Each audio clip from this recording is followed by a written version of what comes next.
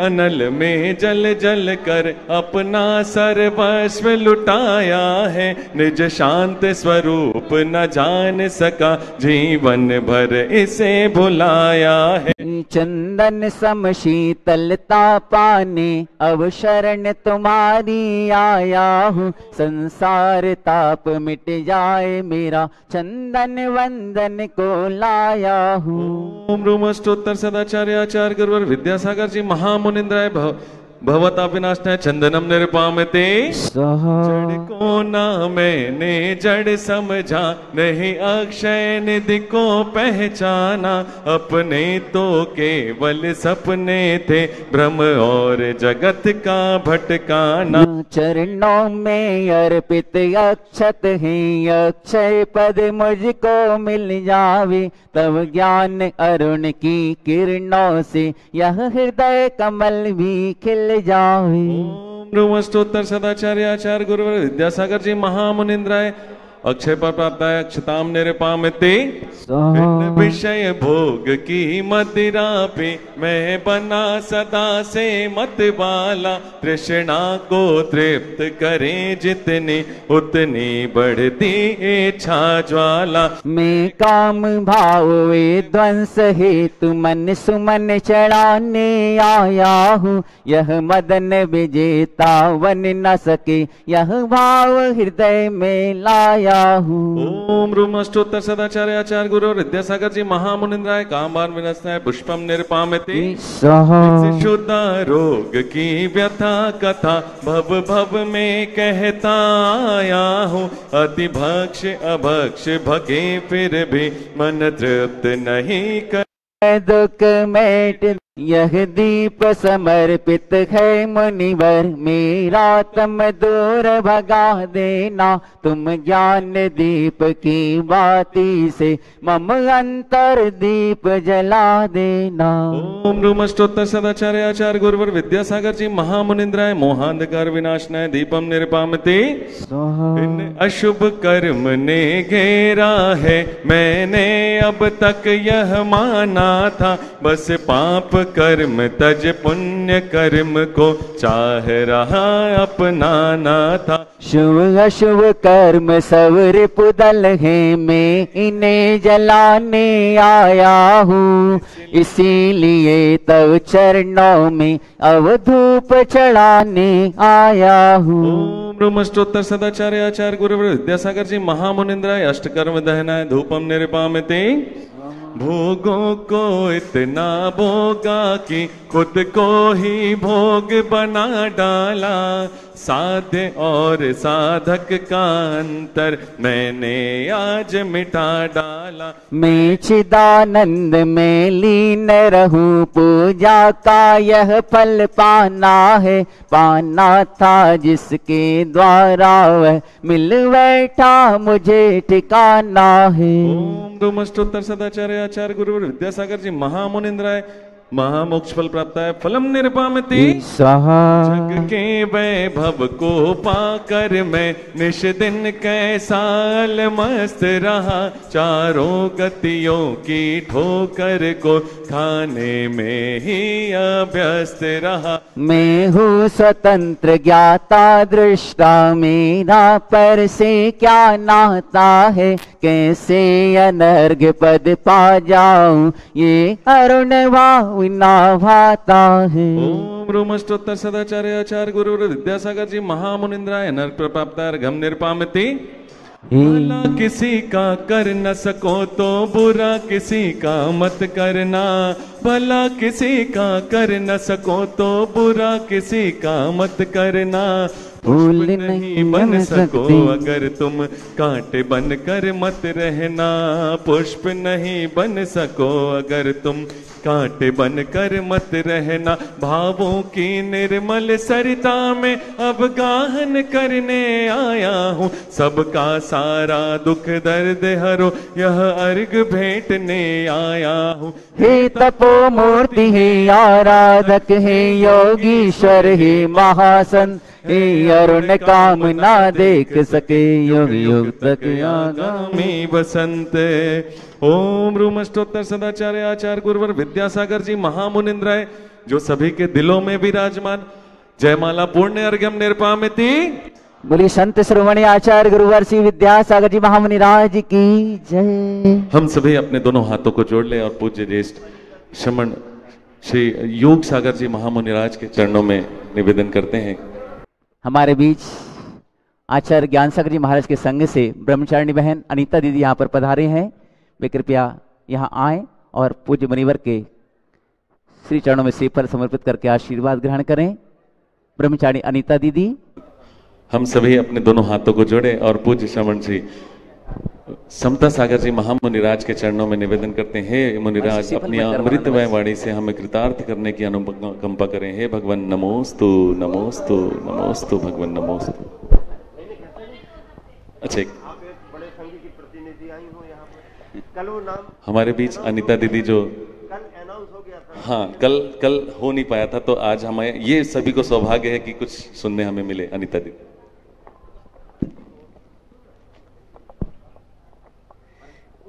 मेरे गुरुदेव को दुनिया श्री विद्यासागर कहती है। कृपालु भक्तों की टोली उन्हें आचार्य कहती है। अनेकों और भी उनको बहुत कुछ लोग कहते हैं। मेरी श्रद्धा मेरी भक्ति उन्हें अरिहंत कहती है। मेरी श्रद्धा मेरी भक्ति उन्हें अरिहंत कहती है। बोलिए देवादिदेव 1008 श्री चंद्र प्रभु भगवान की। बोलिए संत शिरोमणि आचार्य श्री विद्यासागर जी महाराज की। बोलिए सराकोद्धारक आचार्य श्री ज्ञान सागर जी महाराज की। बोलिए परम पूज्य निर्यापक श्रमण परम श्री समय सागर जी महाराज की। बोलिए मंचासीन परम पूज्य निर्यापक श्रमण श्री योग सागर जी, श्री समता सागर जी महाराज, श्री अभय सागर जी महाराज जी, श्री संभव सागर जी महाराज, श्री प्रसाद सागर जी महाराज की, समस्त मुनि संघ की। दुनिया में 4 प्रकार के व्यक्ति हुआ करते हैं। एक वो हुआ करते हैं जिन्हें मात्र परिवार याद किया करता है। दूसरे नंबर के व्यक्ति वो हुआ करते हैं जिन्हें पूरा समाज याद करता है। तीसरे नंबर के व्यक्ति वो हुआ करते हैं जिन्हें पूरा देश याद करता है। और चौथे नंबर के व्यक्ति वो हुआ करते हैं जिन्हें पूरा विश्व याद किया करता है।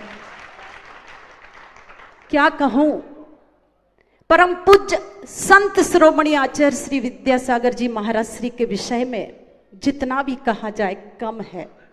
बस एक छोटी सी बात कहकर मैं अपनी भावभीनी श्रद्धांजलि समर्पित कर रही हूं गुरु चरणों में। एक माँ जब बीमार हो जाती है, अपने बेटे को बुला करके कहती है कि बेटा, जिस बगिया को मैंने बहुत परिश्रम के साथ संजाया है, संभाला है, पुष्पित पल्लवित किया है, मैं बीमार हो गई हूं और जब तक मैं स्वस्थ नहीं होऊंगी तब तक तुम्हें इस बगिया को संजोना है, संभालना है, पुष्पित पल्लवित रखना है। वह बेटा कहता है कि माता, अवश्य ही मैं आपकी आज्ञा का पालन करूंगा।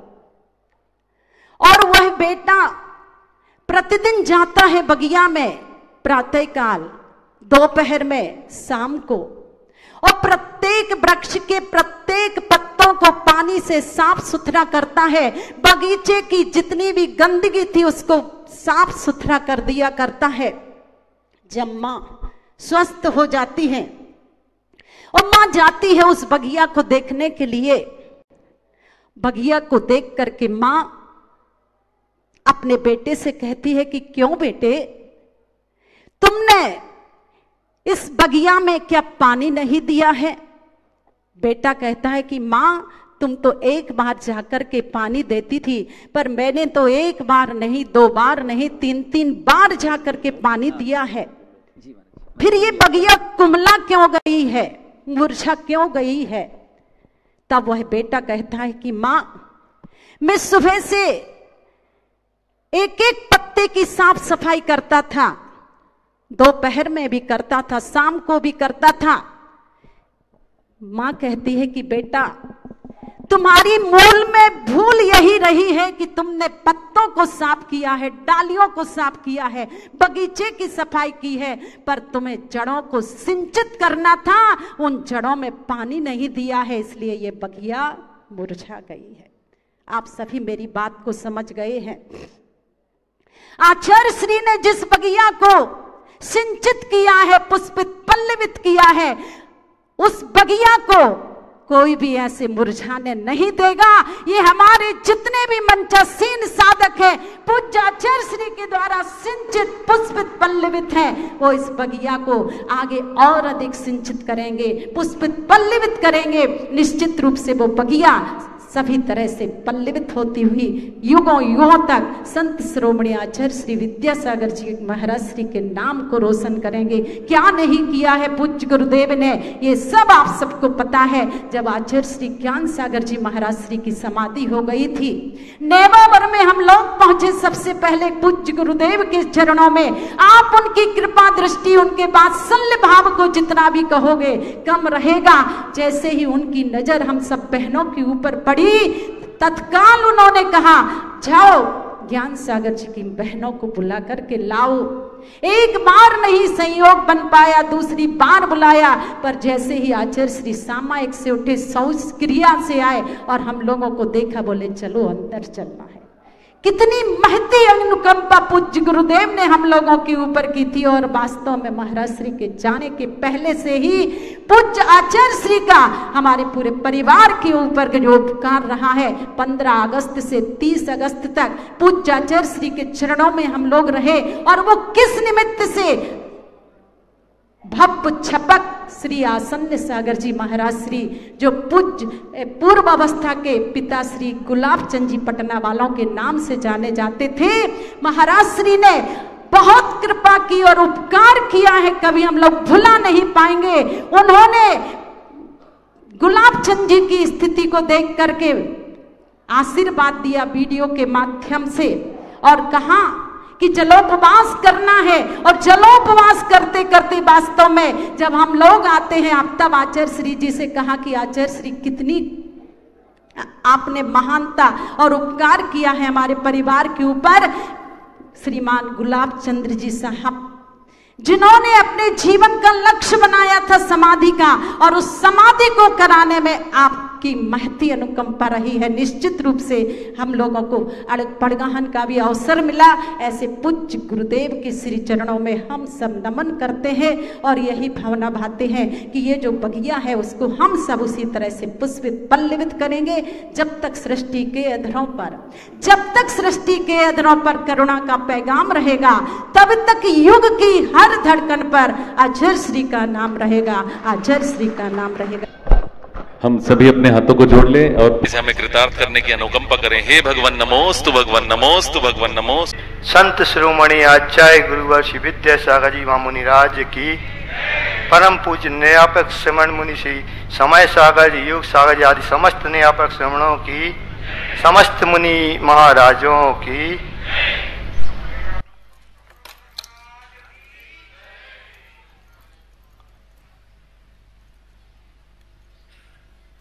एक अनगढ़ पत्थर को तराश कर जिन्होंने अपनी गुदड़ी का लाल बना लिया, बहुत कुछ उनसे सीखने को मिला। अभी कुछ दिन पूर्व की बात है, उनकी सजगता, इतने कष्ट वेदना थी उनको, जो रोग हुआ था, उसके बावजूद भी वो अपनी साधना में कैसे लीन रहते थे। एक दिन, अभी कुछ एक हफ्ते पहले की बात है, एक व्यक्ति ने उनसे कहा, आचार्य महाराज आपका स्वास्थ्य निरंतर गिरता जा रहा है, इस बारे में आप आगे आपकी साधना कैसी क्या चल रही है? तो आचार्य गुरुवर ने बहुत अच्छा उनको उत्तर दिया कि ये शरीर का उठना बैठना गिरना बढ़ना ये शरीर का स्वभाव है। मैं अपने स्वभाव में लीन हूँ। मुझे इतनी सजगता है, मैं इतना सजग हूँ। इस शब्द को उनमें 3 बार कहा था। मैं अपने साधना के लिए इतना सजग हूँ, बिल्कुल हर चीज़ में ध्यान से देख रहा हूँ, हर चीज़ में व्यवस्थित करके चल रहा हूँ। इस प्रकार कई प्रसंग आए और यहाँ पर जब से ये रोग उनको हुआ था करीब 1 महीने से, तो पूर्ण आयु के जो वैद्य जी थे, 2 वैद्य यहाँ पे उनकी सेवा में आए हुए थे। एक दिन उनके वैद्य जी के भी गुरु यहाँ पर आए थे, वैद्य जी गाडगल नाम के थे पूना से। उन्होंने आचार्य से कहा, आचार्य गुरुवर आपको इस रोग में पथ्य के रूप में दूध का सेवन करना चाहिए। तो इस पर आचार्य जी ने कहा कि दूध तो हमने संकल्प पूर्वक त्याग कर दिया है, इसको कैसे ले सकते हैं। तो उन्होंने कहा आचार्य जी इसका और कोई विकल्प नहीं है दूध का। आचार्य जी ने उनको 3-4 चीज़ें बताई। ज्वार का दूध बनता है, सूखे नारियल का भी दूध निकलता है, पर उन वैद्य जी उससे संतुष्ट नहीं हुए कि जो काम वो दूध करेगा वो ये चीज़ नहीं कर सकती। सबके गुण धर्म अलग अलग रहते हैं। कुछ नहीं, आचार्य जी तो माने नहीं। इसके बाद हम लोगों ने कहा, जो पूर्ण आयु के वैद्य स्वप्निल और गौरव जी थे, उनसे कहा कि आप आचार्य जी से बात करके थोड़ा सा उनको इस बारे में बताइए कि दूध लेना आवश्यक है। उन लोगों ने आचार्य से बात की। आचार्य जी ने उनसे क्या कहा, बोला देखो वैद्य जी, इतना समय हो गया है, दूध हमने संकल्प पूर्वक त्याग किया था। अब ऐसी अवस्था नहीं रही कि हम दूध को फिर से ग्रहण कर सकें। रोग हुआ है, शरीर है, रोगों का घर रहता है। हमें अब इस ओर नहीं देखना है। आपसे बस आप लोगों से इतना ही कहना है कि आप जो भी पथ्य या औषधि का हमें सेवन करवाएं, उनके कारण हमारे संकल्प ना टूटें कभी। वो अपने संकल्पों के प्रति इतने अटूट श्रद्धावान रहे हैं और आखिरी अंत समय तक उन्होंने उसका विधि पूर्वक पालन किया है। जो संकल्प उन्होंने ले लिया वो कभी उनसे फिर दूर नहीं हुए। ठीक इसी प्रकार वो कभी भी कोई संकेत ऐसे नहीं करते थे। जैसे उपवास करना है तो कभी हम लोग को बताते नहीं थे कि आज उनका उपवास है। वो हम लोग 9:30 बजे तक इंतजार करते थे, फिर उनके पास जाते थे, पूछते थे गुरुवर आज शुद्धि का समय हो गया है, चलिए। तो वो इशारे से मना कर देते थे कि आप लोग निकल जाइए। हम लोग वहाँ भक्ति करके निकल आते थे।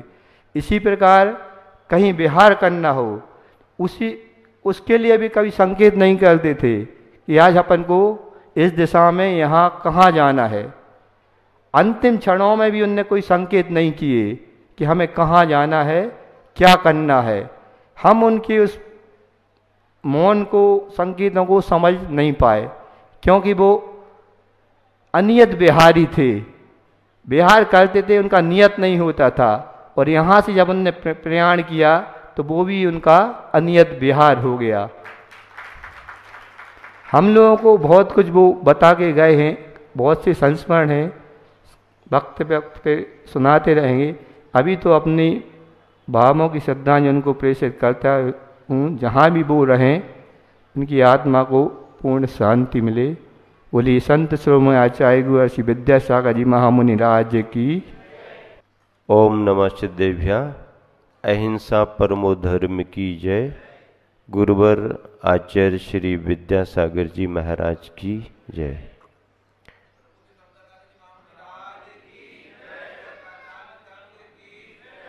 मंचासीन ज्येष्ठ श्रेष्ठ निर्यापक मुनि योग सागर जी महाराज की जय। जो क्रम कल से प्रारंभ हुआ है वह आगे बढ़ता रहेगा। मुनिवर निरामय सागर जी ने अपने अंतरंग अनुभव संस्मरण के रूप में आपके सामने रखे।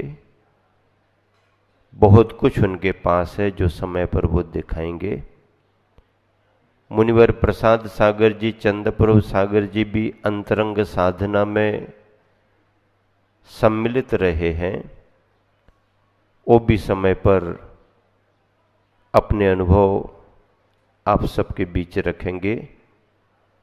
प्रातःकालीन बेला में ज़्यादा समय नहीं दिया जाता है, लेकिन अपने मुनिवर योग सागर जी की आज्ञा से मैं थोड़ा सा संक्षिप्त ही आपके बीच अपना भाव रख रहा हूँ। कल से जो त्यागीव्रती भाई बहन संवेदनाओं में हैं और उसके पहले से ही 4-5 दिन से, महीनों से उन सब की वेदनाएं संवेदनाएं निकल रही हैं, उन क्षणों में तो हम नहीं थे, वो दृश्य हमने नहीं देखे, वो अनुभव हमने नहीं किया। लेकिन अंतरंग संवेदना की दृष्टि से हम महसूस कर सकते हैं कि 2 दिन में हम सबको जो अनुभव हुआ, इन सभी ने इतने दिनों में कैसा अनुभव किया होगा। पिच्छीधारी मुनि महाराज संघ के दीक्षित शिष्य माने जाते हैं, लेकिन जो अभी दीक्षित नहीं हुए हैं, जिनके हाथ में पिच्छी नहीं है, ऐसे त्यागी व्रती भैया और बाल ब्रह्मचारिणी बहनें, ये भी गुरुवर के जिन शासन के सजग प्रहरी हैं, सजग प्रहरी।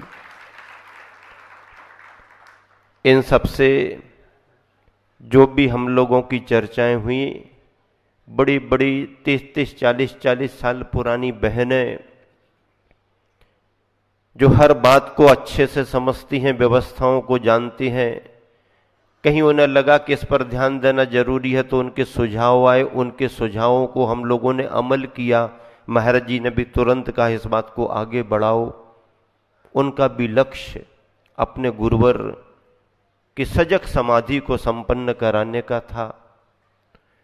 ब्रह्मचारी भैयाओं में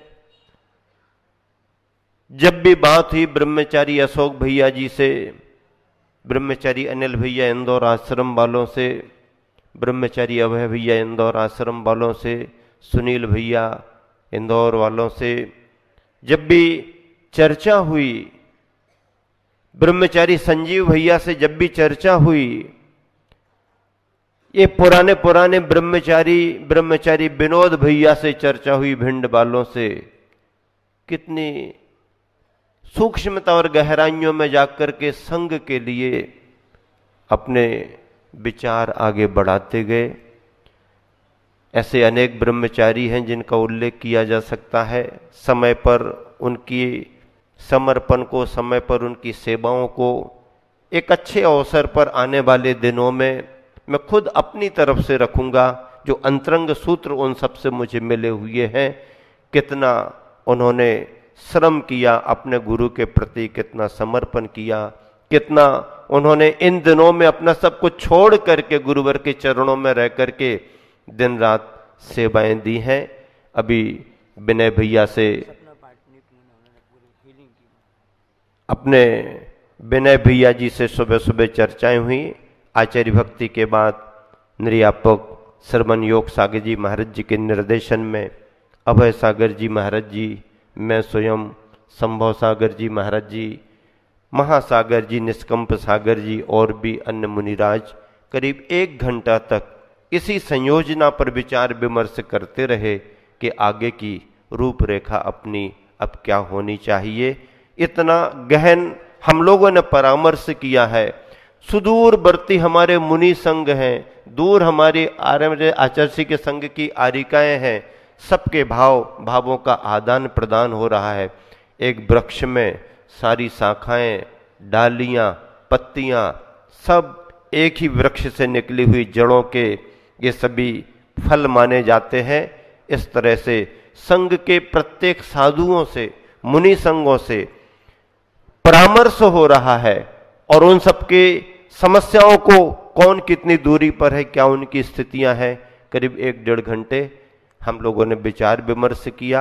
अभय सागर जी महाराज जी, संभव सागर जी महाराज जी के कुछ विशेष सुझाव थे, मैंने भी अपने कुछ सुझाव रखे और सभी चिंतन मंथन करने के बाद में आज एक विशेष विज्ञप्ति जारी की गई है। और वह विज्ञप्ति इस तरह की है, आप सब बाहर के महानुभाव हैं, अपने अपने ग्राम नगरों में उसे सूचित कर सकते हैं कि एक विशेष विनयाञ्जलि सभा अपने अपने ग्राम नगरों में रखें। 25 तारीख रविवार का दिन सुनिश्चित हुआ है और इस तारीख की अनुमोदना अपने निर्यापक ज्येष्ठ श्रेष्ठ श्रमण मुनिवर समय सागर जी ने की है, उनसे कराई गई है। अजित सागर जी महाराज जी वहां पर हैं, उन्होंने समाचार देकर के और मुनिवर योग सागर जी से बातचीत करके मुनिवर समय सागर जी के निर्देशानुसार ये सभी तय हुआ है और आज विज्ञप्ति जारी हुई है। 25 तारीख दिनांक को मध्याह्न बेला में अर्थात दोपहर 1 बजे से अपने अपने नगरों में विनयाञ्जलि सभा गुरुवर के व्यक्तित्व कृतित्व के लिए समर्पित होने के रूप में करें, उनका व्यक्तित्व कृतित्व उद्घाटित करें। नगर के विशिष्ट राजनीतिक कोई हो, विशिष्ट जनप्रतिनिधि हो, समाज से भी हो, जैनेतर बंधु कोई विशिष्ट नागरिक हो, उन सबको उस आयोजन में विशेष रूप से आमंत्रित करें और अपने समारोह को धर्म प्रभावना का रूपक बनाएं। महानगरों में महानगरों के हिसाब से होगा, नगरों में नगरों के हिसाब से होगा, ग्रामों में ग्रामों के हिसाब से होगा। सभी जन मिलकर के 1 तारीख में करेंगे। ऐसा मैसेज आप सबके पास में व्हाट्सएप पर पहुंच रहा है, पहुंच गया होगा। और इस तारीख पर विशेष रूप से आचार्य श्री का गुणानुवाद विनयाञ्जलि सभा होगी। बस मुनिवरों के बिहार चल रहे हैं और यहाँ आने पर फिर अगला जो कार्यक्रम सुनिश्चित होगा उसकी जानकारी आपको दी जाएगी। इसी शुभ भावना के साथ विराम देता हूँ। महावीर भगवान की जय। जावानी के ज्ञान ते सूझे लोकालोक, सोबानी मस्तक दुर सदा देत हो दो। जय जिनवानी भारती तो हो जपो दिन रैन, जो तेरो शरणांगे सो पावे 9 बार नमोकार।